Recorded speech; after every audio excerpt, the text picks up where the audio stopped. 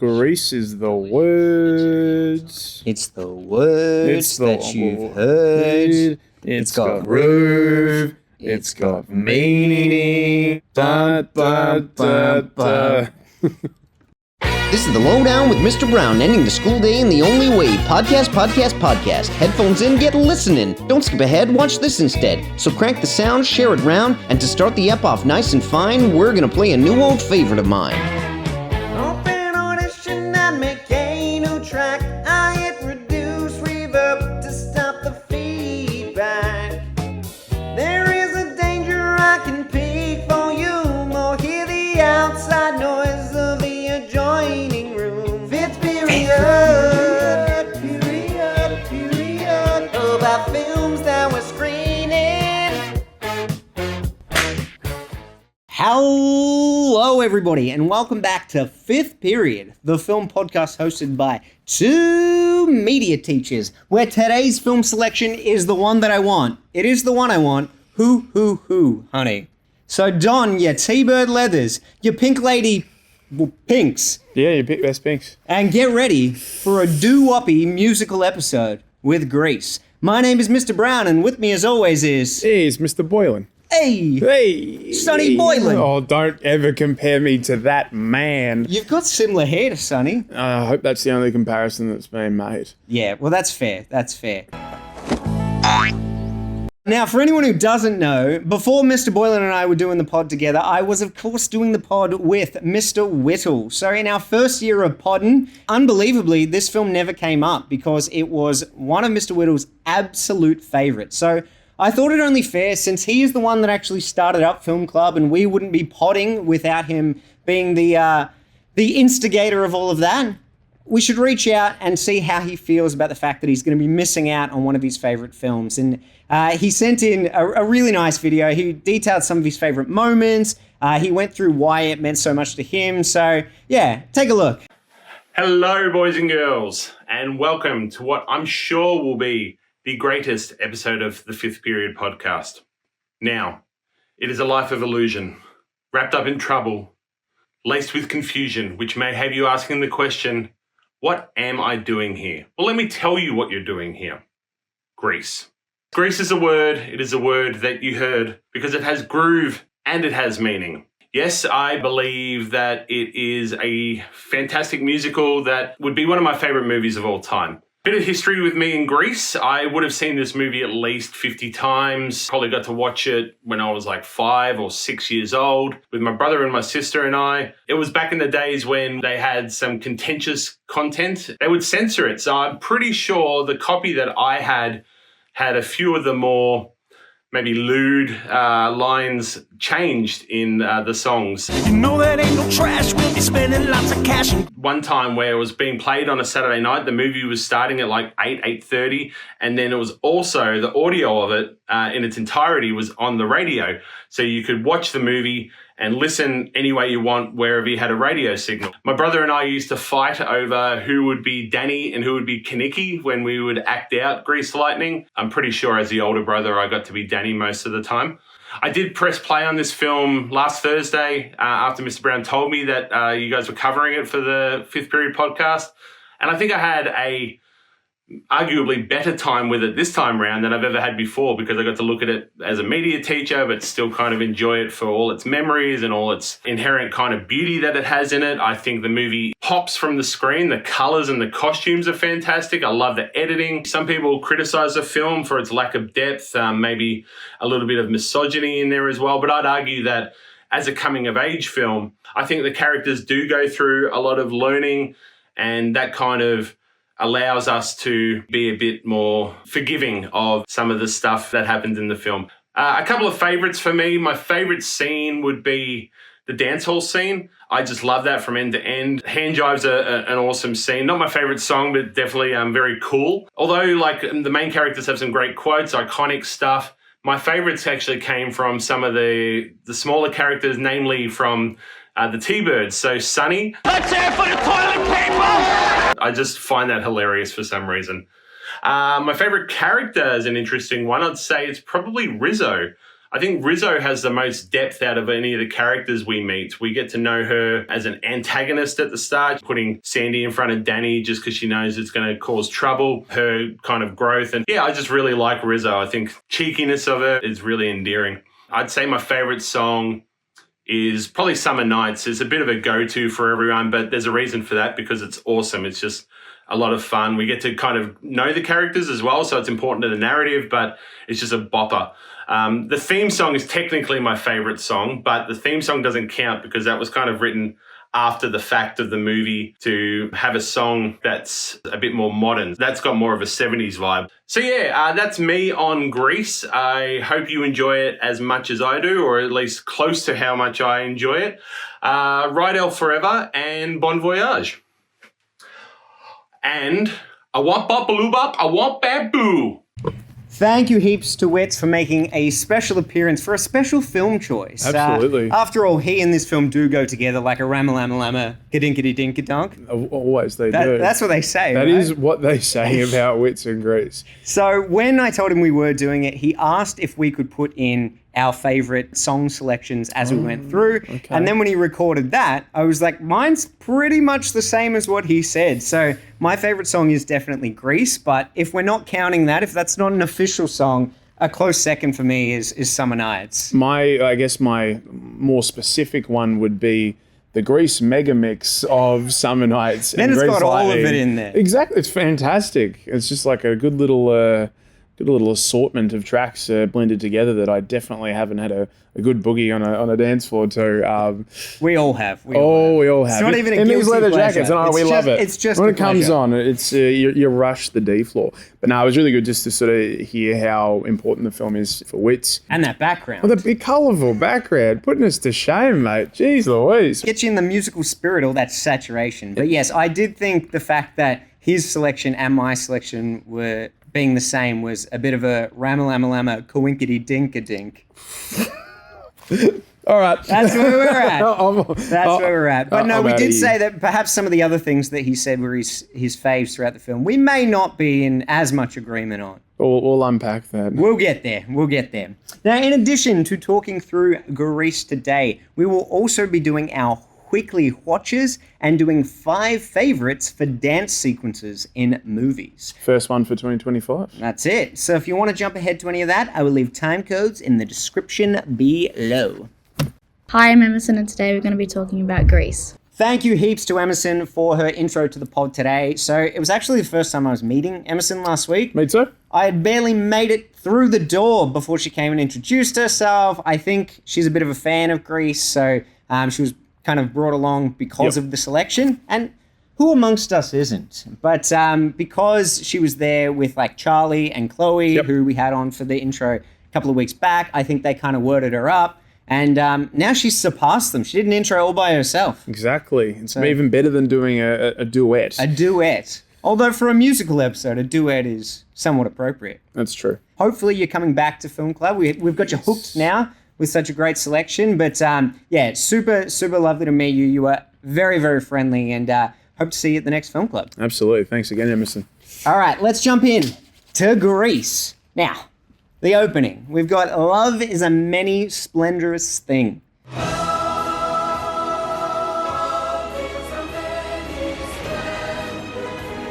Do you like this little montage? I don't mind it. Beautiful shots. Yeah. The sunsets on the beach. I wonder, this is like 2 teenagers. Yep. They just going on like a holiday by themselves. They out with their families. We And they don't- just ditch them. I was going to say, like, we don't see the parents. No, at they're just all. on the beach the whole time. They're just hanging out I mean, when I go down to the beach, I'm there with your family. for like an hour at most. That's fair. I mean, I'm definitely a person who likes to get in the water and go home. So And go home. Get in the water. You get in the water, Meet I a go nice home. Australian girl, and then farewell her forever because she's got to go Exactly. back to Australia. Australia, she's from Sydney, mate. She's from Sydney. This is our 4th out of 5 films this year where we've had one Australian character amongst a US cast. What an interesting list. Should do that on Letterboxd. Yeah. Films and film Best club US movies with one Australian actor in it. that have been watched in film club in 2025. Very specific. It's very, very specific. It'll take off. But I'm going to go back to Australia. Oh, yeah. It just is so jarring when you're hearing other people talking in the American accent. It stands out so much. And I wouldn't say she's got a particularly colloquial Australian accent. It's like Olivia Newton-John's got certainly like it's like a daintiness about her voice. It's quite soft. I might never see you again. Yeah. Mate? Sounds like like a female Ben Mendelsohn. Hey. Skipper? Hey, how you going? I'm Sandy. I never know when you finish the quote because part of your Ben Mendo impersonation is breathing and nodding. But I gotta just give you some space. Let you cook. It's like the Family Guy ripping off Star Wars. Sounds better on the outside. Now we do get a little bit of foreshadowing to Danny being a little bit pushy physically with their relationship here. Tries to kiss her and she's like, let's not spoil it. And he's like, it's not spoiling it, Sandy. It's only making it better. No means no, Danny. Yeah, I was going to say, as a message of this film, there is going to be a few times, particularly, I haven't even talked about this yet. This is the first time I've fully watched the movie. Which is wild to me. Yeah, I know. I feel like I've seen a lot of this film in different parts, but I've never actually sat down and watched the full thing. But yeah, like obviously what time period it's supposed to be in, and very much a lot of the behaviour is emblematic of the time period. Oh, there's some icky stuff in this, but I feel like I had more appreciation for it watching it through recently. And like as the events come up, I'll kind of address why I think some of it actually kind of works, despite the fact that it's very uncomfortable to watch. I think it's quite good from almost like an educational standpoint. I think there's a lot of things in this film that are almost warnings to teenagers about some aspects of their lives and just being mature and responsible and respecting each other. And yeah, like a lot of the characters don't, but at the end of this film, there is some growth in regards to that. Some characters more than others. Oh, absolutely. Alrighty, so after this opening sequence with the beautiful sunsets, we get the animated sequence. And I love this. It's so good. So it helps that, as we said, this is our favourite song in it. In Film Club, I don't know if you'd made an appearance yet. No, I was a little bit delayed. But I was singing Frankie Valli very, very loud. I was the only one, and I thought, oh no, is this an indication of things to come? But by summer nights, we had the room divided in groups, and everyone was singing along. So they were just warming up to it. Oh, yeah. Shoo-bop-bop, yeah. Shoo-bop-bop, yeah. That's what they were saying. But the animation is awesome. It's really, really like fun. I love the caricatures of the faces, though they do Rizzo dirty. Yeah. Yeah. No. It's not the most flattering caricature. Kind of reminds me a little bit of when we did Honey, I Shrunk the Kids last year. Kind of animated intro. Yeah, it does have a bit of that. Yeah. But it's good with like the setting up the world, so you get a bit of an indication of the characters that you're going to meet, but also the time period. Yep. It's got a lot of direct references to the 50s in here, even like pop culture references. There's like the 10 Commandments is on a billboard, Charlton Heston being proudly displayed. It's really good like world building and setting. And then we cut to Rydell High with a fun transition. And how do we know it's a high school? Because of the youthful appearance of all of the attendees. All of the 30-year-olds. All of the 30-year-olds. So, bit of a mix of ages. Some of them are younger than they look, but some of them are just super old. I think Sonny and Rizzo are probably the oldest too. They look 50. I like that we get a lot of saturation in the environments. Like even the school here, there's a lot of greenery. Everyone's wearing really bright colors. That's a real trope of musicals and one that I feel really sucks you into the world, makes it feel enchanting. You're like, yeah, I'm ready for something a bit fantastical to happen. For people to just break out in song. So we meet the T-Birds and Kaneki. Very, very cool. Hey. He's very, very cool. But none cooler than Danny himself. And the reveal. Oh my God. Woo! Just the, hey, Danny, to this man who was... it's not even a hey, Danny. He goes, whoop, whoop, whoop, whoop, whoop. What does he do that for? Whoop, whoop, whoop, whoop, whoop. That's a very common thing that they would do back in the 50s when trying to get attention. Hey, Danny. Whoop, whoop, whoop, whoop, whoop. Hey, there's Danny. Hey. It was just the little sort of look over the shoulder. Oh my God. The smile. John Travolta at his best. So charismatic. So charismatic. No wonder everyone's swooning over Danny. The Zooks. But I do like that even though Danny is kind of dorky in his own way, there is a level of maturity for him above the other T-Birds. And that kind of plays into the themes of him sort of outgrowing them throughout the film and kind of realizing that he might need to be a little bit more mature, even if he doesn't necessarily know what being mature looks like just yet. No, but he's trying. He's trying. Hey guys, be cool. He's definitely is like the dad of the group. The dad of the group. Yeah, he's a bit like the dad of the group. Particularly that scene you're Kanicki's the talking mum. about. Yeah. Or the fun uncle. The fun uncle. The funkle. The funkle. We also meet the Pink Ladies and find out that Sandy has actually not gone back to Australia and is also starting at Rydell High. She's in the movie. She is in the movie. Who knew? I thought it was just going to be that first scene. Then just leaves. You know what I found the most unrealistic thing about this film?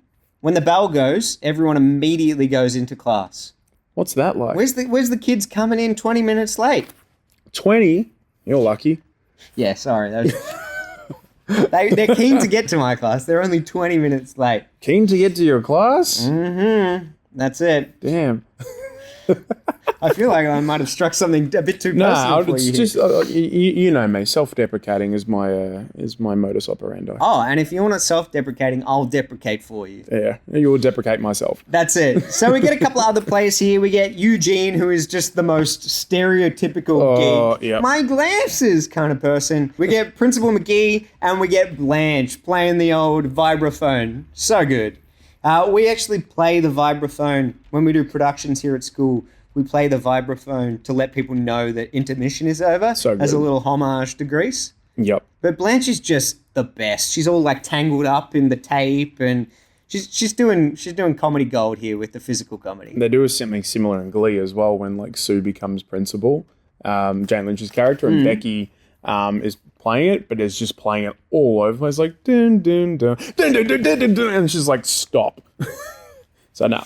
I like that. Just good. exploring. Just in that episode or in general? No, it does it a few times. Oh, It's good. really good. So in the morning announcements, we do find out that National Bandstand has selected Rydell as a representative American high school. I don't know what that means. That is, yeah. But essentially, for their school dance, they're going to bring in cameras, and I love the worried look on Principal McGee's face when she's describing how it will be able to capture what upstanding students they have. Cutting to all these like she's chaotic just classrooms. Yeah, but by the time she gets to the end of the sentence, she's convinced herself out of it. It's like, sorry guys, the dance is cancelled. Whit's favourite scene? Gone. Gone. So Frenchie introduces Sandy to the Pink Ladies, and we get little innuendo when Rizzo asks how things are down under. But straight over the top of Sandy's head, because she's an innocent in this. She is by far the most innocent character, I think. Even other characters like Eugene or Patty Simcox. Even these characters don't feel as wholesome as Sandy does throughout the film. Yeah, she's a pure Australian. Yeah, well, she's an outsider. So this whole idea of the school being a bit of a cesspool of danger and scummery. A hive of scum and villainy. It's all very foreign to her, so she's adjusting, and she doesn't quite get that what Riz is saying is an innuendo. Not Riz's best line in this scene, though. Marty's talking about her new glasses. Oh, yeah, just got them for school. Don't you think they make me look smarter? Nah, you can still see your face.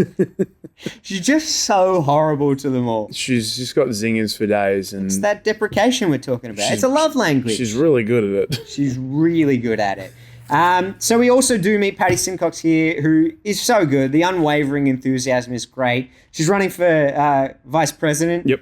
And Riz feigns excitement. She kind of hypes up everyone else, like as a form of mocking her. It's good. I love all these like colorful characters that are coming in and out. Really fleshes out everything that happens. I figure that was probably one thing that was like a big one for me, is just like this is how much the supporting cast are really sort of just crush it with like whatever limited dialogue that they do have across the movie, and it really does sort of, I think, make this musical movie kind of stand out from some of its peers a little bit. So. Well, it also highlights just how terrible the characters are. Give them more people to mock. This is true. Because it cuts across to the T-Birds, and they're making fun of the football jock. And it's so funny because in these sorts of movies, the stereotype is that the jock is the cool person. But here's like a bunch of people just like chilling out, laughing at him. He drops his helmet and he's like tripping over it. It's just kind of nice how they flip some of those tropes on their head. Yeah. And you got the petrol heads who like wearing leather jackets. They're the Exactly. cool kids. You're like, run for fun? What the hell kind of fun is that? Good. So Sandy tells the girls all about her summer fling while Danny simultaneously tells the T-Birds all about the action he scored at the beach. And let me tell you, woof, it was flipping. Why don't we say that anymore? It's true. We need to bring it back. I reckon. I think so. Not single-handedly, but double-handedly we'll bring it back. Double-handedly flip it around. Oh, yeah. So we get summer nights. And We do. Yes, we do. as I said, this went off in film club, Oh, but did it ever? it works so well to show the divide between Danny and Sandy. It really establishes how much of a front he puts up for the sake of the guys. Like, she describes him as being really, really sweet, even if maybe he came on a little too strong at the end of the holiday. He's obviously been a real gentleman throughout the holiday, and then we see him describing it in such a crude way for the guys, for the fellas, and it's really, really nice to see, like, they're describing exactly the same events. In so many different ways, yeah. Exactly, yeah. It works really, really well. Hold my hand, well, she got friendly down in the sand. Our first sort of overt remarks about ignoring consent and stuff like that. It's like, woof, Yep. that doesn't age terribly well. No, there's like a few audible, like you and I just go, ugh. Yeah. It's a Like, bit, well, we were singing it in film club and we just went, whoop, we're not going to sing that I'm just line. going to be like, and then we'll come back into the song. It's But like, as I said, I think it's a real important part of education for teenagers and their lack of understanding around this and why it's so important and how people feel and kind of developing that rapport and respect and trust with partners. It's really important. Like, even now it's really important, but back in the 50s, this was something that obviously is a real reflection of the time in terms of how people were acting and how crude it is. And because it is still existing in the world, maybe not to the extent that it was in that time, but it's still around, it kind of makes sequences like this work. It's like, I feel uncomfortable, but I kind of should. You should feel uncomfortable with some of Yeah. the stuff they're saying. You shouldn't feel comfortable. Exactly right. So it's nice to be able to highlight the mistakes that these characters are making. And yeah, when you watch it through, you go, oh, geez, like these are real dirtbags. Like I hope that they grow and they mature and they learn from all of this. So yeah, I think in that way, a lot of the stuff that is brought up in Greece does still work. You can still be uncomfortable by it, but go, yeah, but I can enjoy the watch and understand where it's coming from because of the time. And where because it's of what going as well. Exactly right.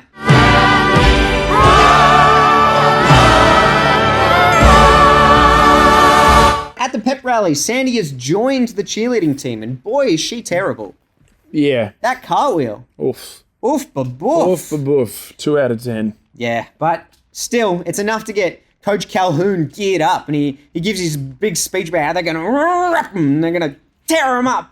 It sounds like Scrappy Doo. Oh, rub him. He says yank and tear and cuts to Blanche and she's going, she's getting really into it. She loves it. And I said to you, it's exactly like the guy from Current Affair. So the dogs came bounding down. And I just made it in the front door. I'm bounding over. His wife is completely unfazed by it all. But here we see the T-Birds again at the pep rally that they don't care about, but they're just there to chill out, Look cool. to strut and lean on cars and Strut's an interesting way to put it. yeah. Danny Zuko, he struts up a storm. I love The it. way he walks good. is so ridiculous. It's like the Marsha Brady walk from the Brady Bunch, flicking the hair. I love it. It's so good. So Kaneki turns up. He's got a bomb of a car, soon to be Grease Lightning, but not yet. And they're all kind of making fun of him, but he's planning on fixing it up and racing it at Thunder Road. Thunder Road. He's gonna go. Go. Grease Lightning. Yeah, it is. Woo! I know all the moves, and you know all the lyrics. Anyway, so the Scorpions also turn up, and it's not their turf. No. It's about to be West Side To be- Story to up be in here. turf war. They even say, do you want to rumble? Flicks out the old switchblade and the water pistol, of course. Wouldn't want to run into him in a dark alley. No, you get wet. That's terrible. It's pretty scary. In this You don't leather want to wreck the jacket, leather, it'll shrink. Oh man, speaking of shrinking, this is a very small leather jacket that I'm wearing today, so you can probably hear it like. Look at the T-Rex arms happening. That's T-Rex, not the T-bird. Nice. It's fine. Nice. That'd be our gang. Jeff's A sitting in T-Rex the back bird. going. Yeah, riding a T-Rex. So Riz decides to stir up some trouble by reuniting Sandy and Danny. So she discovered at the end of Summer Nights that it was in fact Mr. Zuko that she was having a summer fling with, and Riz actually used to date Danny. Yes. So she well, not date, but they probably had a thing. A tryst, a romantic tryst. And so she wants to stir up some trouble. She's an instigator. She's a troublemaker. And just throw Sandy in front of Danny. She does. And the look on her face, it's so evil. She's like...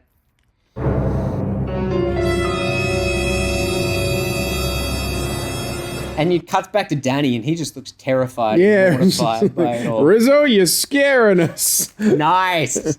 Very apt today. Very good. Adam Very Sandler good. Day. Lady, you're scaring us.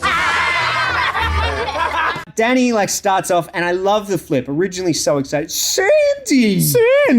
And then he kind of realizes who he's around and does Because the whole... Kaneki sort of gets close to him and is like, hey, what are Zuko, you why are you doing? so excited about a lady, about a name? That's what he says. And so he flips the macho switch, and he's like, oh, yeah.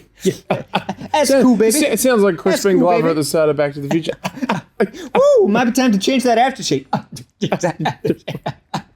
But I've been rocking, been rolling. It's so good. And she's like, she makes a reference to the fact that he's nothing like he was like, acting on the holiday. He's like, what are you doing? I do not know. Maybe there's two of us. Why don't you take out a missing persons ad or check the yellow pages? Or I don't know. And they're all just like, oh, check the yellow pages. So stupid. It's a zinger. It's really It's a good. zinger. It's a Zuko. It's a Zuko.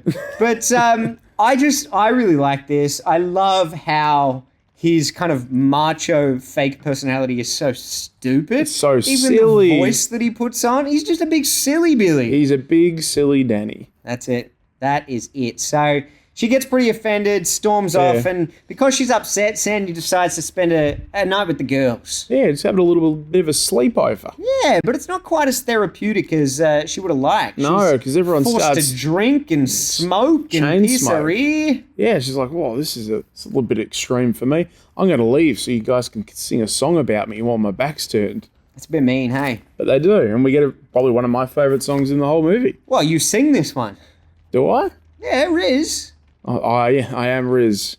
Just to clarify, our costume. So I'm Kaneki, and you're Riz when Kaneki gives Riz the leather jacket. I don't know what you're talking about, man. I've been rocking, I've been rolling. Well, I do not know. Maybe there's two of us. Maybe there's two Mr. Boylans.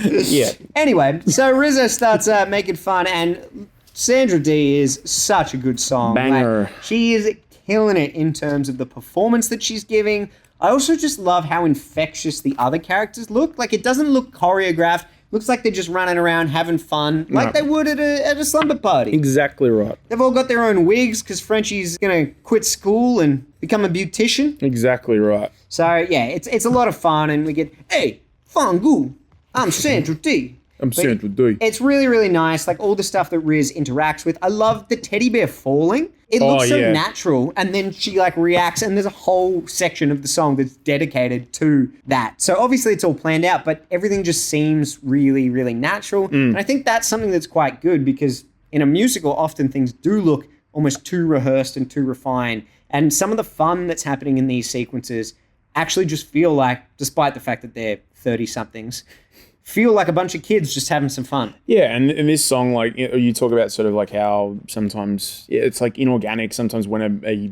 music number will come up in a musical, this feels like one of the more organic ones in the entire movie. Is the fact that like, oh, well, Sandy's back's turned, I'm going to sing a mocking song about it. Yeah. And it works. Elvis! Elvis! Let me be!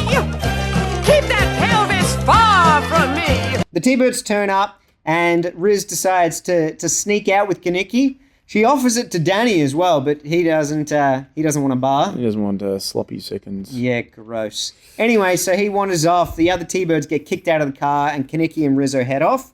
And this is when we get Sandy lamenting her lost love with Hopelessly devoted to you. To you. I really wanted him to come up. You know, when like the face comes up and there's just like the circular feathering around the outside? That would have been great. Perfect. I would have adored that.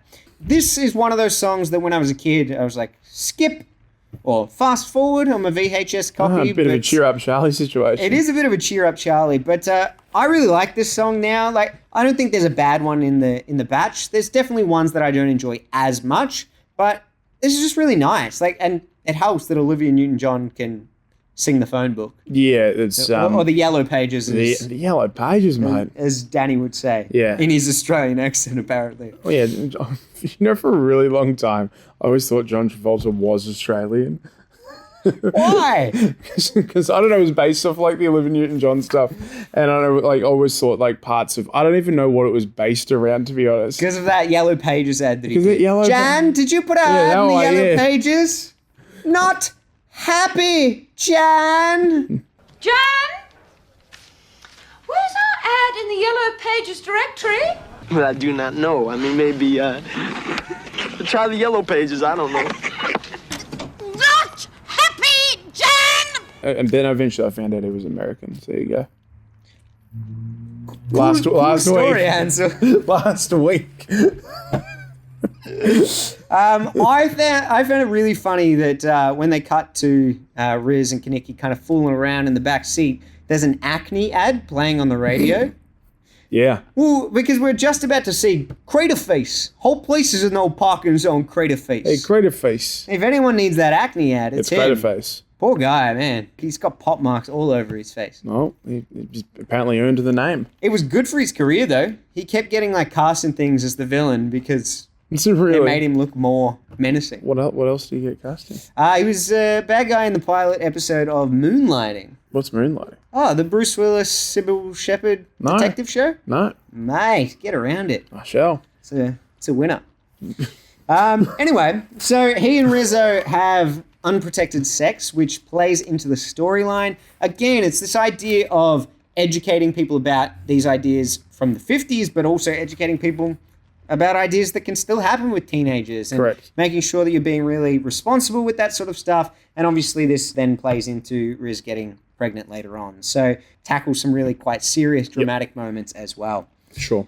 They take Kaneki's car into the shop to get fixed up by Miss Murdoch and the boys. She's great. She is great, but she's a bit loose. Yeah. Later on, she's at Thunder Road with them, just like, woo, crash that car. I think at one stage she was almost flirting with one of the students. Oh, man, don't get me started on that. Yeah, at the dance, man. There's a bit happening there. Anyway, we'll get there. We'll get there. So even though it's a pile of junk, Danny sings all about how good it be. You can visualize it. Hydromatic. Cubic grease lightning. So a couple of fun facts about Grease Lightning. Did you know, I think most people know this, but did you know that in the original musical, it is actually Kaneki that sings Grease Lightning? No, I didn't know that. It makes way more sense. He's the one that's been championing the car. So what happened was... That's the lyric. I'm talking, I'll keep talking. It's fine. Keep talking, me keep talking. Sorry, that's so silly. But John Travolta essentially said, I want to do it. And the director just said, sure. Okay.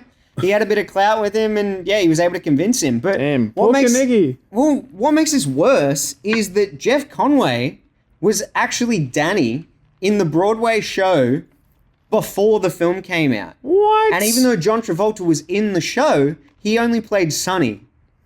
That's incredible. Oh, maybe he didn't say... He might have played Duty, actually. Okay. What a slap in the face for old Jeff Conway, having his only song taken away from him after he was already the main character in the Broadway show. And to make things even worse, in this sequence, he had a fall whilst on the car. Oh, really? Injured his back and had to go on painkillers, which inevitably led to his drug addiction. Oh my God. So, super dark sequence for him. Damn. But hey, the song's fun. Grease Lightning. Go Grease Lightning. Oh, jeez. Take nothing away from the song. I like the whole transition as he goes under the car. Yeah, that's cool. One thing I used to do when this one played, my brother got me onto it. You know when they're lowering the engine down and the beat is like...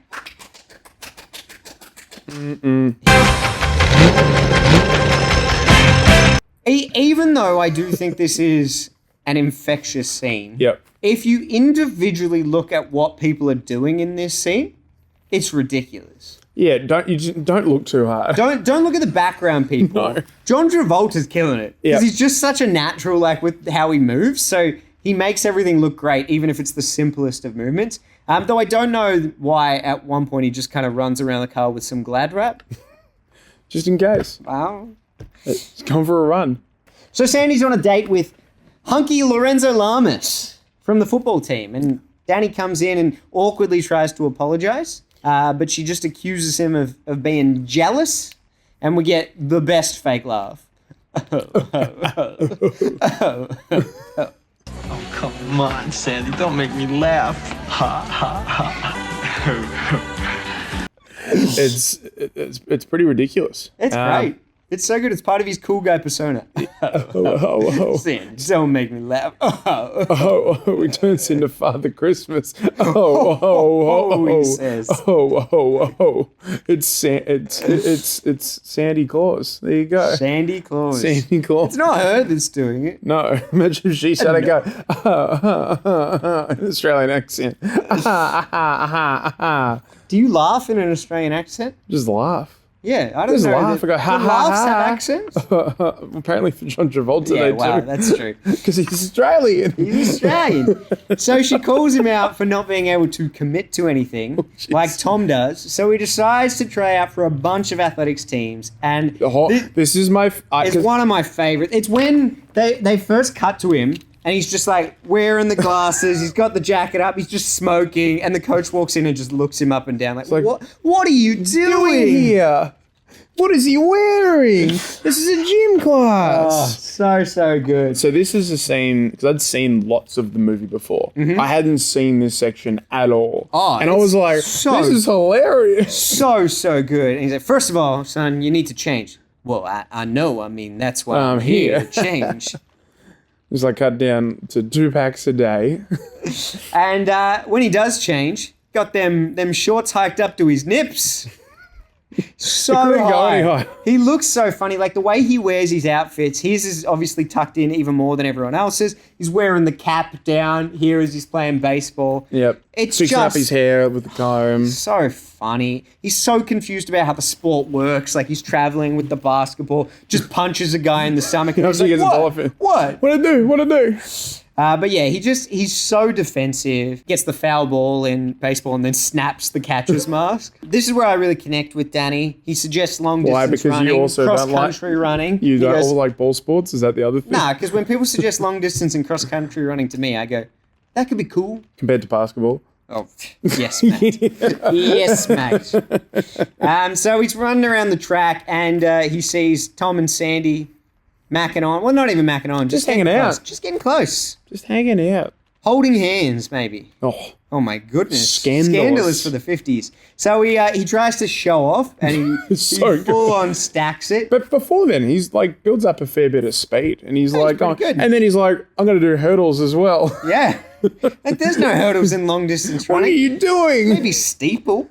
Maybe. Bit of a steeple jump. So she sees him fall and she goes full Florence Nightingale and Danny! Yeah, runs to him. And it is so quick how she dismisses Tom. Legit. And it's like, oh, yeah, like when they're talking about the dance and stuff like that, and it's just like, she immediately is just like, oh yeah, what are you going to do about it, basically? It depends on you or whatever. I'm like, what about him? Who you've just left? And they like, he's got he like brains in waves his to him. He's like, biceps. oh no, I've lost him. Oh no. No follow-up needed. No. None required whatsoever. Farewell, Daddy and Sandy. Fare thee well, he says. I wish you well on your courtship journey. That's what he says. That's what he says. So they're off to the diner. They're off to the diner. And it seems like he originally is still a little bit embarrassed to be with Sandy. Yeah. He's kind of hiding away, puts the menus menu up. and stuff. But I think it's a bit of that, but also a bit of like, he just is a bit sick of them too. Like he wants a bit of private time with her. Like you can see how fed up he is when they all join. And he's like, oh, another group date. These suck. Yeah. There's a bit of a combination of both. Like, obviously there's that overarching idea of him having a reputation that he has to uphold, but he doesn't quite reach that maturity until the very end of the film where it's like, well, what kind of a reputation is that? Why are you not allowed to be interested in this girl and treat her well? True. My parents want to invite you out for tea on Sunday. Do you want to come? I don't like tea. You don't have to drink tea. Well, I don't like parents. Everyone clears out periodically. They all have better things to do. Yep. And Kaneki and Rizzo split up. That relationship is Tumultuous at best. exactly how I was going to describe it. I gotcha. Wow-wee. T-Bird connection. There you go. That's it. That is it. But you're not a T-Bird, you're a Rizzo. All So right. Frenchie's the only one left at the end of it. Oh, I'm Frenchie. There you You're go. Frenchie. For my wig. Your head looks like an Easter egg. Oh, Frenchie's my favorite character. She's so good, and I'll admit her Teddy head Khan's does look just a little like- bit like an Easter egg, but I think it looks good. We find out that beauty school isn't going so well. It's a lot harder than she thought it was going to be. What's the word you use for someone who leaves school? You're a dropout. There we go. Right into the song. Oh. No, but she needs to be a beauty school dropout and go back to high school, not a high school dropout. No, correct. She's already She's already mastered done that. So the song doesn't do all that much for me. Okay. As I said, I don't think there's a bad one in the bunch, but this is probably one of the weaker ones for me. Better forget it. I think one thing that works for this song is that the backup singers and dancers are some of her friends as well. Though I think Jan gets the rough end of the stick. She's kind of just tucked up the back with the extras. She's hanging out. And Marty and Riz are getting all the close-up shots. Poor Jan. Poor Jan. Justice for Jan. Justice for Jan. Brusha, brusha, brusha. She really does look like that character. Yeah. So Rizzo gets Creative Face to take her to the dance, and Marty spends the night flirting with Vince Fontaine, which is really gross, but way more gross later on in the film when she reveals that he tried to slip her something. Yep, that was like, yikes. I had definitely forgotten that line. I She's didn't. naive to it. She thinks it was an aspirin or something. Yeah, but- I put aspirin in my drink. It's like, no, I tried to roofie you. Yep. Yuckers. Yuckers. But anyway, I love the outfits in this scene. Frenchie coming in, as you say, looking like a beautiful blonde pineapple. Yep. Sandy's got her modesty doily around her shoulders. And Danny is just rocking the shit out of that pink shirt. And with Matching the black socks as yeah, well. matching socks. Oh, I Killing love it. Killing I it. love it. He's breaking down stereotypes about what's cool and The what's not T-Birds cool. and the Pink Ladies together. Oh, I see. Perfect. I see him. Wait, Leia. So we get a bunch of existing songs in this section. We've got... Do you think we're going to get 2 Empire Strikes Back quotes in this Wow, pod? technically that's the Return of the Jedi, but that's okay. I see them. Wait, Leia! Or on the speeder bikes in Endor. Yeah, I know what we're doing. Now let's put an end to this and jump back into Greece. And provide a new hope. That's Nice. fine. It's all good. We're backtracking. We have to go. There will need to be a New Hope reference now in the podcast to finish off the original trilogy. We got time. I'll think of one. So we get a bunch of existing songs at the dance. Rock and Roll is Here to Stay, Those Magic Changes, Tears on My Pillow, and Hound Dog. Now, all good songs. They showcase a variety of different things in a little bit of a montage here. How terrible everyone else is at dancing so that Danny and Sandy really stand out. Rock and roll is here to stay. So Kaneki is there with Cha-Cha, the best dancer at St. Bernadette's. And Bernadette's. Bernadette's. Sounds like she's in like the Wolf of Wall Street or something. Yeah. She's also a previous flame of Danny. That kid gets around. Man. But this kind of adds a little bit of extra tension between Sandy and Danny, and he's like, "Oh, let's avoid her." I love like that movie doing. He's still dancing, but he's like turning away from her. And then the principal gives her a dress. Don't worry, I won't be judging. And everyone's like, "Woo!" Like Tobey Maguire in there, and she's looking very upset by that. She looks so offended. Come on, guys. I'm a student. I love you. I'm Ben Mender. I'm Ben Mendelsohn. I'm the second Australian in the movie. Come on, guys. I'll tell you what I didn't remember. Fontaine's working the crowd with his hips, and a guy comes in to announce that they've got 40 seconds till they start, and he sounds like Woody Allen. He's like, 40 seconds. That's 40 seconds till we're going to begin. Sweetheart. So the dance-off starts, and it's hand jive time, baby. Can you hand jive? Nah, not really. Nailed it. Got there. Nailed it. I was concentrating too hard on my hand drive, so That's in my okay. head, you did flawlessly. I was driving with my hands. It's a fun dance number. It's a fun song, but what I want to know is, how do you differentiate between everyone if they're all doing the same dance? It's a good point. This is a terrible. It's not about the moves, it's the technique, the timing. Yeah, it's like how many flourishes are you doing with said hands and said drive? I see. And they do start to flourish more and more as the song goes on. A couple of people get tapped on the shoulder to get Leave. lost. Make like a tree and get out of here. Because they're being a little bit racy. Woo! It's getting a little bit flirtatious. Heating up. I tell you who was robbed for winning though? That girl who was just being dragged around on the ground. Now that's a move. That is a move.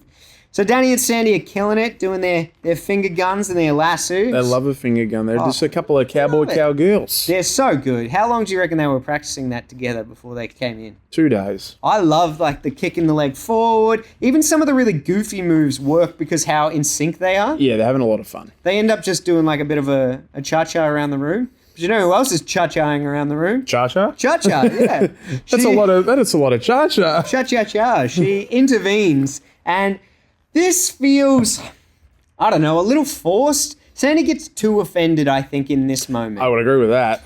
Maybe that's why I think the ebb and flow of their relationship kind of being off and on works, because I think sometimes they're both in the wrong. Yep.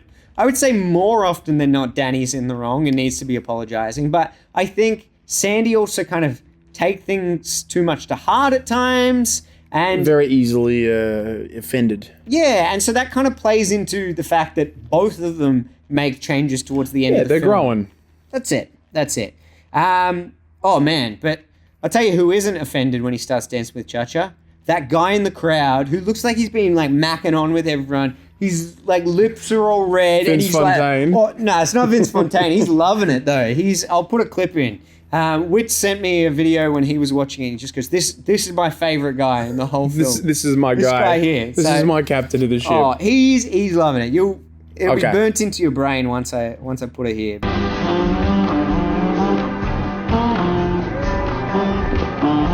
He's a winner. So speaking of winners, Danny and Cha-Cha, they do win, and I think Danny is a little reluctant to dance with Cha-Cha at first, and then he's like, okay, cool. We're just having it's just a competition, whatever. Bit of fun. And so he has to do this slow dance with her to Blue Moon. Yes. That's not the only Blue Mooning that's going on, because the T-Birds flash the camera. Yeah, they're just mooning. And they're blue. Should get that checked out. And then the scene just abruptly cuts with their asses. Their asses? Their asses. On the camera. So everyone goes to the drive-ins after that. Of course. What else would you do? What's the 50s? The drive-in's the most hopping place in the world. It's the hippest place in the Having their world. soda pops at the drive-ins.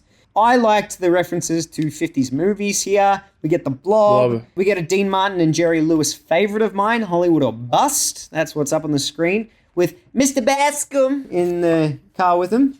The old, what's the dog? The big old dog? You know. Anyway, so Danny apologizes to Sandy, and I had forgotten this line too. It's so good. I still think you and Cha-Cha went together. We did not go together. We just went together. That's all. There's a difference. It's so good. It's the same thing. No. Sandy, you're an idiot. You're Australian. You don't know what you're talking about. It's the same thing. No. He's super awkward when he gives her the ring because he ends up elbowing her. But the cut to him turning away and laughing at her in pain and being upset, it's a really good reminder of the fact that they are teenagers and they're not very mature, despite the fact that a lot of the themes and stuff that come up in this film they're just kids. It is kids. It is 30-year-old kids. But he gives the ring, and I love that immediately she's like, oh, well, now I know you respect me. Not in about 3 seconds, you won't. Yeah, well, even if she looked at his face when she says, now I know you respect me, he's like, oh, I certainly wasn't meaning to imply that. But yes, so he cracks onto her, the biggest mark of respect, cracking onto her in front of the rest of the drive-in. And in particular, when she's saying, Sandy, no one can see. It's like, yes, they can. They can. And it's gross. Once again, you're being a pig. No means no. He rightfully gets hit, bruises him, and walks off, but nothing is more bruised than his ego. Oh, it's dented like the old beat-up grease lighting. That is exactly right. And he goes and sings a song. This is just so self-indulgent. I don't like this song. It might as well have been called Blue Balls, the song. It is ridiculous. Big blue moons. Big blue moons.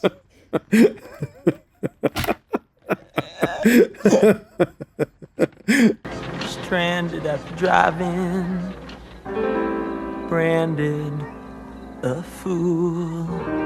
Oh dear. But no, like, cause the song is called Sandy. It's Sandy, but it's just him whining about the fact Danny. You're creepy. But like, it's still, I don't mind like the way he sings it. It's a bit of fun with it. When high school is done, like it's catchy enough. But I just think the meaning behind it is so incredibly ineffective. Well, yeah, he's just so misguided. Like, and if that's what they're showing, then that's fine. Like, it works to show that, but it's just so silly to think of how he feels like he's the wounded one at the end of this situation. Oh, incredibly. And it remains that way. He never apologizes for this incident. Nope. Then Sandy ends up making it up to him at the end. It's all just a little bit confuzzled. Yes. I do think it would have been good to have a moment where Danny kind of reflects on his actions as opposed to him saying that it's kind of on his her actions. wrong. Yes. Yeah. Yeah, he doesn't do that. No. Well, it's not just a song about the incident that's just occurred. It's about his whole general reputation and how maybe in high school they're just not going to be apart, but not going to be together, but maybe down the track things will work out when they're older, when high school is done. The other thing we find out in this sequence is that Rizzo has missed her period, and so she suspects that she might be pregnant, yes. And word travels fast. Boy, good news really travels fast. And Kaneki goes and fronts up, says he'll be there for her, but not really. You think it's kind of a good guy move, and she lets him off the hook by saying, it's not yours. And even though he clearly knows it is, he kind of thanks her and he's like, oh, good, I can leave now. Yeah, he's like, cheers, thanks for letting me off the hook. I know what you're doing here. Cheers, appreciate mate. it. Cheers, Rizzy. I'm out skis. Thanks a lot, kid. Anytime. Oh, you haven't made any references to him rizzing her up. Risen up Riz. Yeah. Rizception.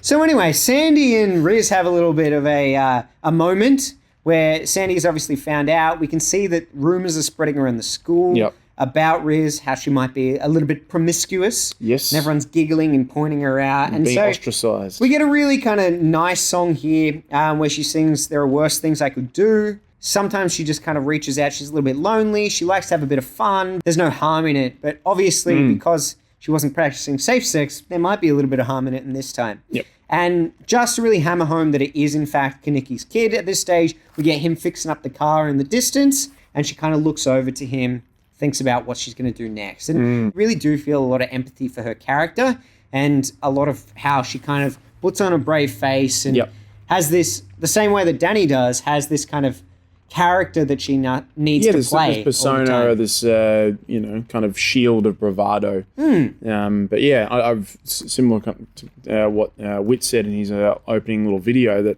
I think Rizzo's got some of the best character development, and you get like a lot more from her, which is really good. Except we don't actually get that much more from her from now on. This point, no, I mean up until this point, it's great. I can't wait to see how this is resolved. Good. So we cut to Thunder Road, and Kaneki asks Danny if he will be his second for the race. Lucky too, because this is like really, he's about to be concussed. It's lucky too, because it just generally sounds like Kaneki's asking Danny out.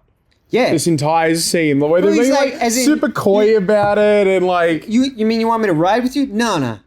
Oh, and they hug it out. Like, whoa. It's like, come on, guys. Yeah, it's just like, okay. Can't be too friendly.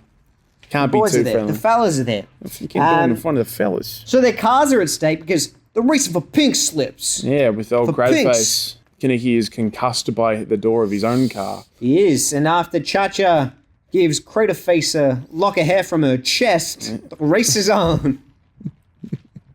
What a phrase. It's so good. From her chest. You know that moment where Danny asks Kinnicky if he wants him to race for him? I bet that's what it was like when he asked if he wanted him to sing Grease Lightning for him. He's got that reluctant look. No. Yeah. No, John Yeah. Travolta. You can see he's got no say in it anymore. Just Take my song, take my car, but you take will never my jacket. take my freedom. You'll never take my leather. So during the car race, Danny's car tears away like bloody tinfoil. Yeah, I know. It reminded me a bit of Speed Racer. I was like- waiting for that gear stick to block it. Yeah, well, the hook thing, that they use at the end of Speed Racer. Didn't think we'd be talking about Speed Racer ever again. Yeah, let's Why'd you do that, Mr. Brown? Sorry. Let's speed on away, That's like it. Grease Lightning, which Yeah. we get a nice little instrumental version of in the background as they are racing. I like this part. It's good fun. Pretty fun. Go up on the Always love a good car chase or race in like a quarry. quarry, yeah, like Terminator 2. Well, it's the same one. This is a very famous location. It's been Yeah. used in a lot of different films. So he me. still manages to get the upper hand on Craterface by doing a big jump. That car is like falling apart after that jump. Just dragging it over the line. Yeah, but Sandy's watching on and decides that maybe she has been a little timid and sings a reprise of Look at Me, I'm Sandra D. Yep. And then makes a decision to have a chat with Yeah. Frenchie. And You okay, Sandy? No, not really, Frenchie. not really Frenchie. Frenchie? I'm Australian. I want to change my personality so a boy likes me. Yeah, I'm going to change my accent as well. I need to change everything about myself because that's the resolution this film needs. Maddie and I were joking at the part where she's like, goodbye to Sandra D. I'm just like, see you later, Sandra, you loser. Don't let the door hit you on the way out. So it's the last day of school, and they're having a big old carnival to celebrate. That's how everyone finishes up. It's pretty rad. Yeah. Kinnicky finally shows some care for Riz in his own way, suggesting that maybe the Ferris wheel's a bit dangerous for her because she's preggers. How considerate. But lucky she's not preggers. And they have a little woo and then get back together really quickly. Yeah, Nicky's like, oh, wow, you're not pregnant. You're appealing. What a perfect couple. What a perfect couple. Danny has let it in track for Sandy and announces it in front of the boys. And I do think that this is a little bit of growth for him because he's finally admitting his feelings and saying that she's more important to him than they are. And there's growth because he wears a different piece of outerwear. That's true. That's true. And Sandy means a lot to him. He announces that. And so I do think that goes a little way in kind of making him a little better in the scene. As I said, it would have probably been improved for me if he had a sequence where he'd reflected on some of his actions for that maturity. But one thing that I've always kind of thought about this film and I looked at quite different is the way that Sandy comes in and she's kind of changed herself, but it's not necessarily for him. It's kind of about her stepping out of her shadow a little bit and taking a real step forward to be more confident in herself. Yep. So it's not all about him. No, that's true. She immediately sings a song to him about how he needs to shape up. So she's not letting him off the hook. She's not like, look, I've bent to all the things that you want. She's like, look, here's me being confident, and I know you like this, and if you want this, you've got to be better. Yeah. You need to improve. Continue improving. That definitely helps with the idea. Like, a lot of people do joke about how the storyline is just about her changing herself to make a boy happy. But There's elements of that, but I get what you mean. There's a lot more autonomy in this sequence than I think a lot of people give it credit for. I better shape up if I'm gonna prove. Great song. It is the one I want. Ooh. We get another Sandy. Tell me about it, stud. Iconic. Very iconic. good. It's a lot of fun. Like, the song is really, really catchy. Walking through like the different carnival. Always good with like the Shake Shack and stuff. Shimming. Yeah, it's really good. Really good. And then we got time for one more song. This is bizarre. The end of the film is like it's like perfectly recreated by Whittle in his little video. Danny just decides to go awap babalooba, awap bamboo, and then this random song starts up. Oh, I'm and it's just gibberish. It's gibberish. And then they fly off into the sky. Yeah, so I've got a theory that maybe Danny crashed the car during the Thunder Road race, and this last section is just a dream sequence. He imagines Sandy in his eyes, how he would like her to be. The carnival in your language? At the end of school, because no one does that. Singing a random song, and then a car flying off into the sky. Makes so much sense. Makes sense, right? Yeah, it's a strange one. And their reactions to, oh, off we go. Goodbye, everybody. Yeah. We're off to live happily ever after. And we're flying now. Yeah, it's very strange. Weird end to the movie, but a good movie. Yeah, a great movie. And I looked up what the We Go Together is singing about, and it was described as singing a song about people you care about, and you just can't put how much you care about them into words. So you have to make up random syllables to string together. And that was pretty funny. I liked that. That's pretty good. I mean, I can't say I've got any friendships that I can't put into words. Some French fries. Frenchy chips that I can put into words. Yeah, French chips and French fries. Same thing. Oh, we're delirious. Yeah. I had a lot of fun with this. I hope you enjoyed it, Wits, because I felt a lot of pressure on us. Huge. When you were like, oh, it's one of your faves, I saw your colourful background. I was like, that's a lot to live up to. Yeah. So we may not have a colourful background, but we hope we've provided plenty of colour. Yes, colourful commentary. Yes. That's what we do best. Well, it is one of my jobs. That's it. It's true. Shall we move on to weekly watches? Let's do it. Weekly watches. Weekly watches. I love you. Alrighty, so I've got 2 weekly watches lined up. Cool. How many you got? 3. But maybe 2 if you've already done one. So you might need to do some cutting. Yeah, It might be 1. We genuinely, because we talk off the pod. You might find that hard to believe. You probably think that we don't speak between pods. We did that one time. And so we're not sure if what Boylan's going to talk about is something he's already discussed in the pod. But I'll edit it out if it is. Yep. So 2 to 3 for you and 2 for me. 1 to 3, actually. 1 to 3 for 1 to 3. All right, well, you kick things off. Okay. So the first one I'll talk about is, I guess, like a long TV episode, but it's more like a short movie, and it's Cigarette Burns, which is an episode of the sort of anthology series called Masters of Horror. Why I wanted to check it out was because it was directed by John Carpenter, who I've sort of talked about on the podcast as being one of my favorite film directors of all time. And I was just going through Letterboxd and looking through all of his projects and seeing what I hadn't caught up on. I was like, what's this? Norman Reedus plays like a rare film dealer. Yeah. Which I'm like, cool. That's awesome. He like runs a theater and stuff, but he like tracks down and like distributes like hard to find movies. And basically he's hired by like this like really rich old cinephile to find this particular movie called La Fin Absolue du Monde, which is, French for the absolute end of the world. And apparently why this film is so notorious is because it sparked a homicidal riot during the premiere. And then the film was apparently destroyed. So he's offered a lot of money to basically go track down this film. And it's just like, it's a pretty cool premise. But it's like, it's got some almost like some giallo kind of elements to it. Like Carpenter's like at his absolute best here. His son actually does the score for this, Cody. And it's just really fun. Like it's got obviously some budgetary limitations and stuff given the medium in which it was released, but it's still got like a lot of like Carpenter DNA that I just really like, and it's a really fun way to spend an hour. Yeah, fair, totally fair. When you were telling me about it, and I've seen the start of it, but I haven't finished it.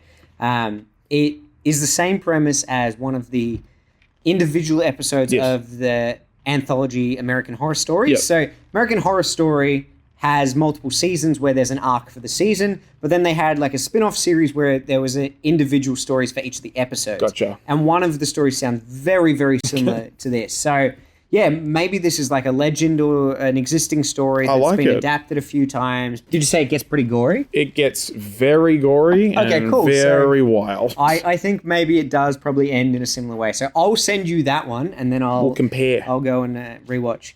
First up for me, I'm going to talk Hard Eyes. So Oh, yes. I was talking about it in my Year 12 class the other day, and one of my Year 12s just went, "Sir, where do you find these films?" Like, he'd never heard it advertised, but obviously I'm a big slasher fan. I don't watch all that many slashers anymore, but because I've been doing a lot of, like, looking out for latest announcements on Scream, which there's just been too many. Absolute flood of them.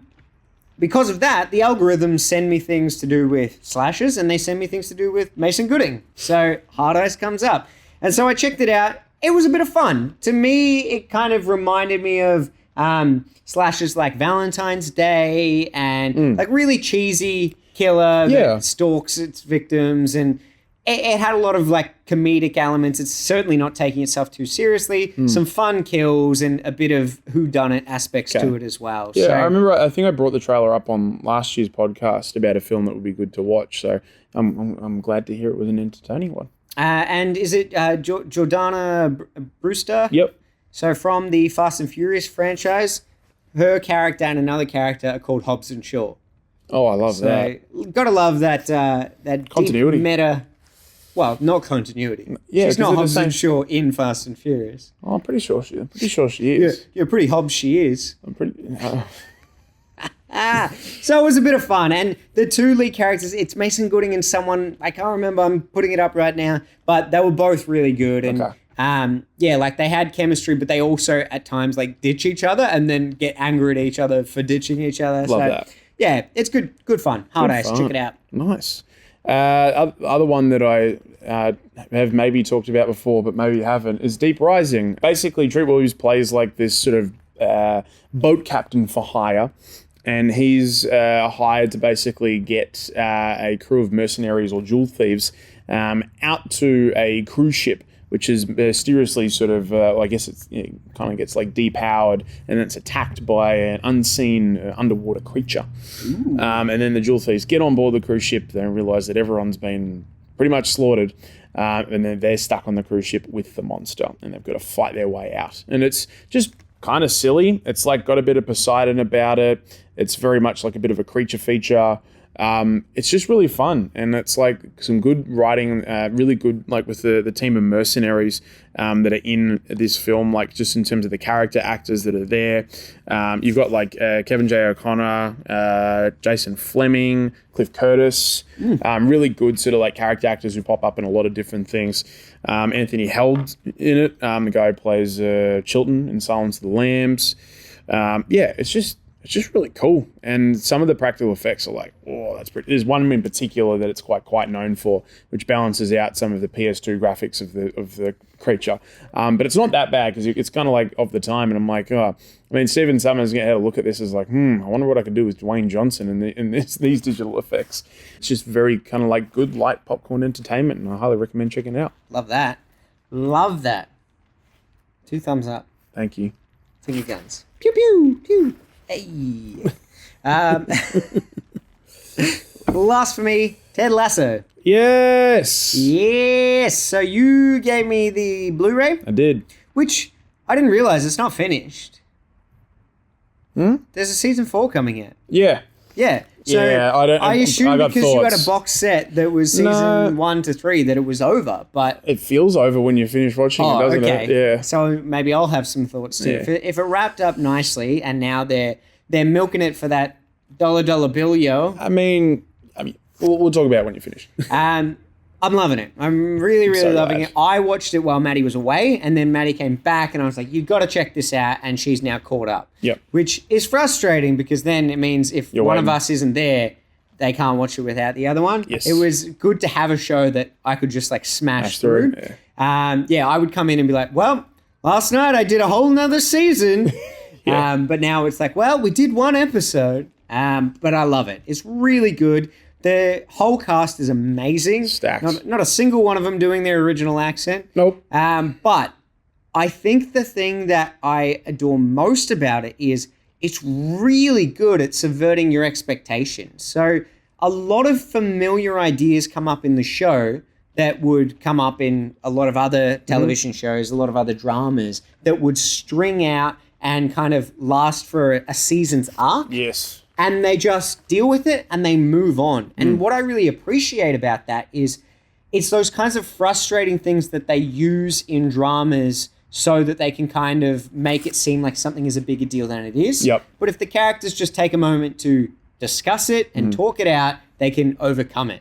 And so much of this show is characters going, hang on, you're out of line. Actually think about that. And then they go, yeah, You're fair right. enough. Yeah. And they move on. And it's really good because it's number one, it's a reflection of reality in terms of if you actually do address it, and that frustration that you feel when characters don't properly communicate is gone.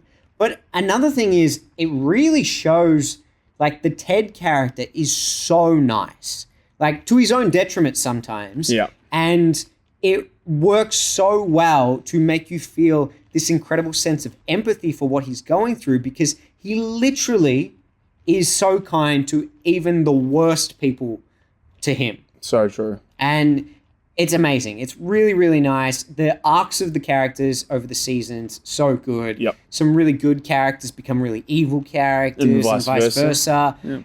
The relationships of characters that hate each other that end up loving each other is a lot of fun. And they're all really likable. Even the ones you hate, you love to hate. Yep. So yeah, cannot recommend it highly enough. It's a bit hard to find because it's on Apple. So Correct. Thank you for loaning me the Blu-ray, mate. You are so welcome. It is genuinely, like, I think one of the best TV shows that's ever been created.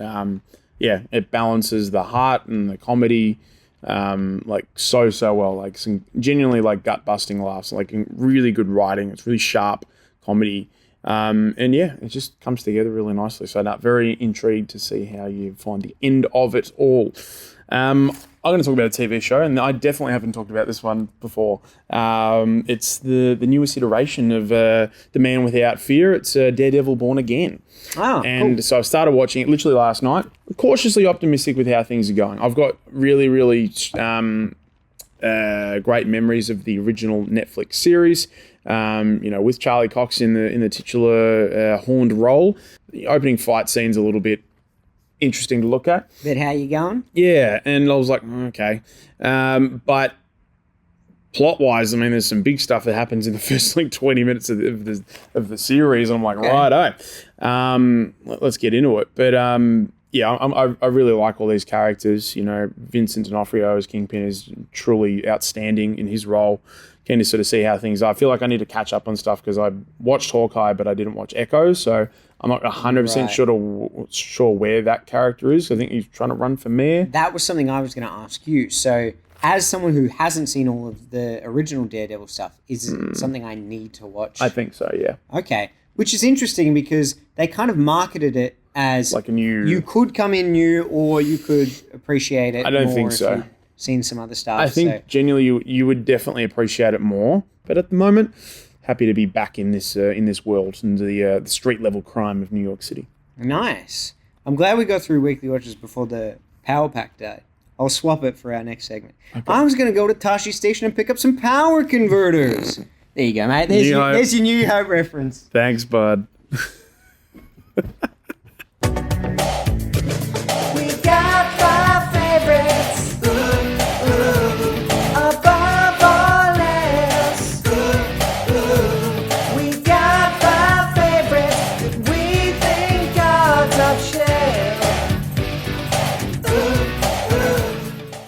So, for 5 favorites this week, we are tackling 5 favorite dance sequences. Now, this was pretty open-ended. We could have talked about things from music videos, TV shows, but I believe both of us have done all of our selections from films. Yep. Not necessarily musical films, but films that feature some sort of a dance sequence or even like a stylized music sequence. Ooh. One that I was umming and ahhing about. Yeah. This is going to be kind of like my only honorable mention outside of the films I talk about. Okay.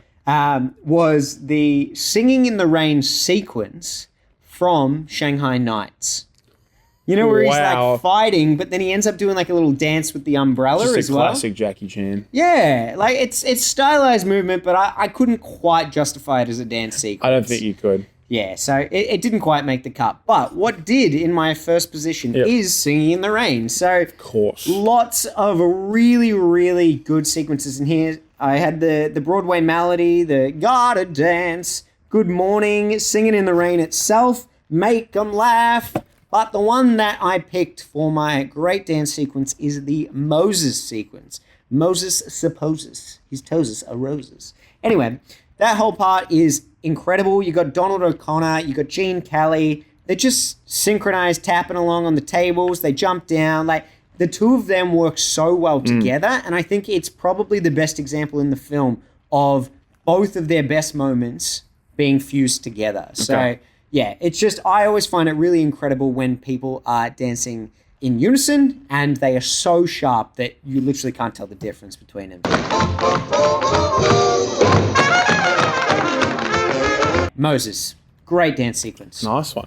I'm going to go with a sequence that's almost as biblical as Moses himself, and that's from Napoleon Dynamite, with Napoleon dancing to Jamiroquai on stage. Yes, it's biblical. That's how they've described it. It's damn good. I saw this scene even before I'd seen Napoleon Dynamite. No, I love Napoleon Dynamite. It's a really awesome little indie comedy, and it's... Oh, man, the dance sequence is just incredible. I've done a shot for shot for this one, actually. That doesn't surprise me. It was not high quality, so it hasn't made it not like Napoleon's dance moves onto the socials, but I might be able to find it somewhere. It's so fun. It's the way, because like the context of the clip is just like, well, you know, they're all doing like presentations for like the class president and Pedro's like running for president. Obviously, vote for Pedro. But then it's just like, basically just sends Napoleon out there. He's like, nah, don't worry, fam, I got you. And just and dances his heart out. He's been building towards it the whole film. And John Hare is just so damn good in here. Like the cuts back to the crowd being like, what are we watching? It's just great. It's so good. I love this sequence and in a very, very good film. Good shout. Speaking of shot for shots, next on my list is from Footloose. Oh, of course. Never. The warehouse dance sequence. Never. No, not sometimes enough. Yeah.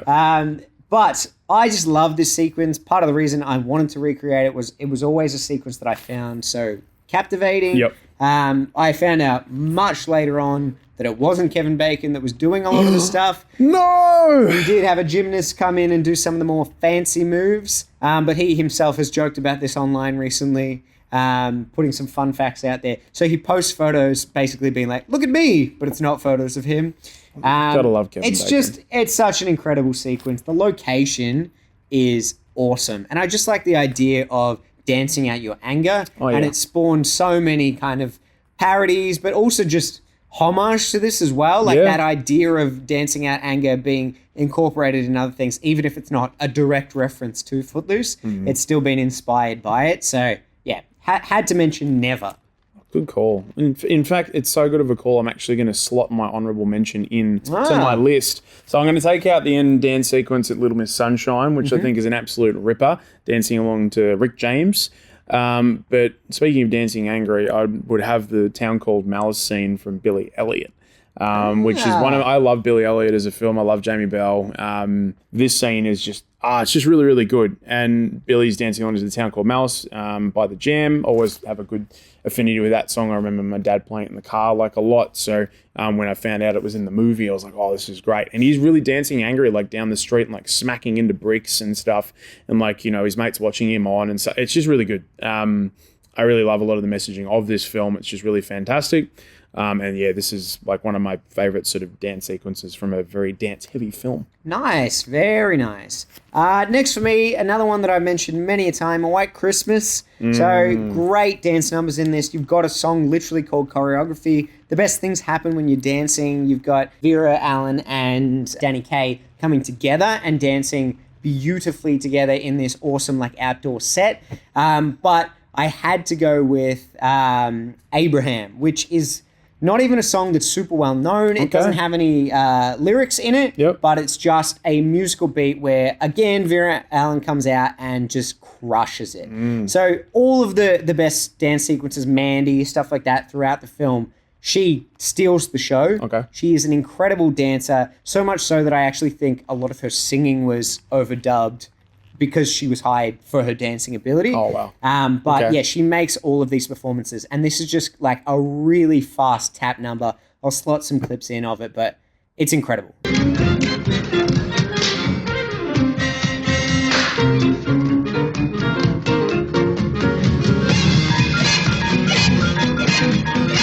shout out to Vera Allen for all of her dancing throughout White Christmas. Very cool. Abraham in particular, Crushing in it. particular, I said. Very good. I'm going to go with one of my more, I guess, recent films that I've watched. I did speak about it when we did our first weekly watches of the year, talking about what we watched on the holiday break, and this sequence had to be in there, and it's Rock DJ from the Robbie Williams biopic Better Man. What a sequence. It's a good sequence. It's just incredible. Haven't seen the film, but I've seen the sequence. Yeah, and it goes hard. There's just obviously there's a bit of CGI involved and everything like that, but a lot of it's not, and it's just a lot of really good dancing, and I love the way it comes together. I think it's a visual masterpiece. It's almost like a wanna. Yeah. Like hidden cuts, but yeah, a wanna. It feels really organic. Wave your hands if you're not with a man. Can I kick it? Yes, you can. That video clip's really good. So this was kind of one of the songs I was most looking forward to hearing in the movie, and it does not disappoint. It does not disappoint. It's probably one of the best dance sequences I've ever seen in a movie. So yeah. Nice. Well, following on from that, because I believe it's either the same director or same choreographer from The Greatest Showman. Yes. I'm going to go with The Other Side from The Greatest Showman. Oh, good call. Third mention of one that I've done a shot for shot for, but it makes sense that I'd be making shot for shots for these sequences that I adore. Yeah. And something that's so good about this sequence in particular, and we talked about it when we did The Greatest Showman on the pod, The Other Side is really well choreographed movement, not necessarily dancing. There's definitely dancing in it, but I love it when movement is choreographed, and it's a lot of tapping on the table and sliding things, and the camera's in time with the music, just the editing to a beat. Everything is working perfectly to the beat of the rhythm, and it's really catchy and really just incredible to watch. Yep. You are completely drawn into this sequence. So thanks, but no, I think I'm good to go.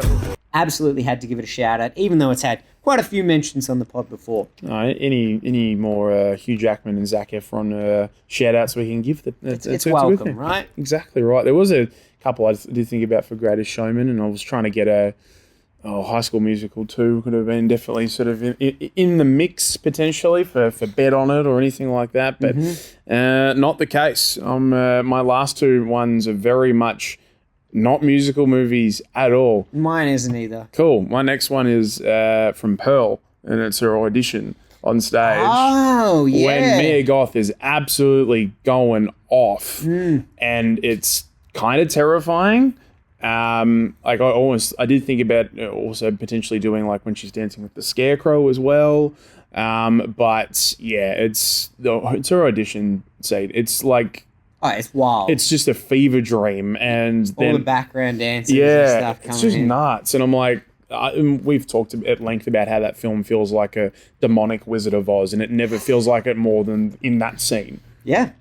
So yeah, I'll continue to shout Mia Goth's praises. She's really terrific in across this trilogy of films.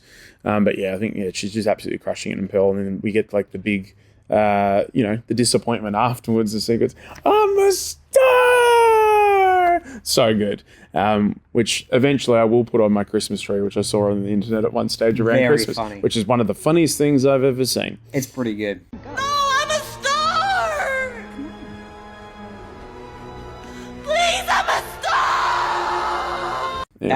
My last one. Once again, a callback to something we've done on the pod. Oh. It is the Natu Natu dance from RRR. I've heard good things. It's an amazing action film, but this dance sequence was something I was obsessed with after I watched it. I just watched the clip over and over again. It's awesome. It's really cool. You're going to see a portion of it here, but I implore you to go check out the full thing because, yeah, it's really, really fun. And the two guys are incredible, and the whole kind of crowd behind them getting in on it. It even has a alternate audio dub saying Nacho Nacho instead of Natu Natu. There you go. Yeah, wild. I got to check the film out. Oh, it's fun. It's really fun. Cool. Speaking of fun is my last pick on the list. Oh dear, what has he done? It's from Friday the 13th, the final chapter, and it's Crispin Glover dancing in the little house party scene. Oh my gosh. Didn't think that'd be on my list, did you? Best dance sequences. Yep, absolutely, because that man's dance moves will never be seen or replicated again, because I don't know what the hell Crispin Glover's doing when that song comes on, just the herky-jerky, like going all over the place. And I'm like, it was honestly, because like, I thought like, knowing me, like I was trying to find out like what are some good like horror dance sequences. I haven't seen the new Suspiria or the remake of Suspiria, so I probably might have put that in there as a potential one. You said good horror dance sequences. There you go. You've proven my point for me. But I thought about it. I was like, oh, what then? Like some slasher movies or any sort of like random ones? I'm like, oh yeah, Crispin Glover's weird dance moves. So that was automatically what comes to mind. And he's got these mates on the stairwell being like, yeah, what are you doing, man? Oh, you went a little more left of field than I did. Yep. You've just reminded me, it's amazing neither of us put in any Sam Rockwell dance sequences. This is true. Well, I did think of... And on that beautiful image of Doc Brown dancing. Of Crispin Glover. Mate, let's got the Back to the Future thing. Imagine that. The only thing that can make that scene better of Crispin Glover dancing. If Doc Brown's doing in the background of the lounge room, just around. And then Marty's like, I didn't know my dad could dance. I didn't know the Doc could dance. You hurt your back? Yeah, out on the dance floor. And then just smash cuts to him in front of the team. What happened to Grandpa? Oh, he threw his back out again. How's Granddad's little pumpkin? How did you do that? How did he do that? Oh, out on the dance floor.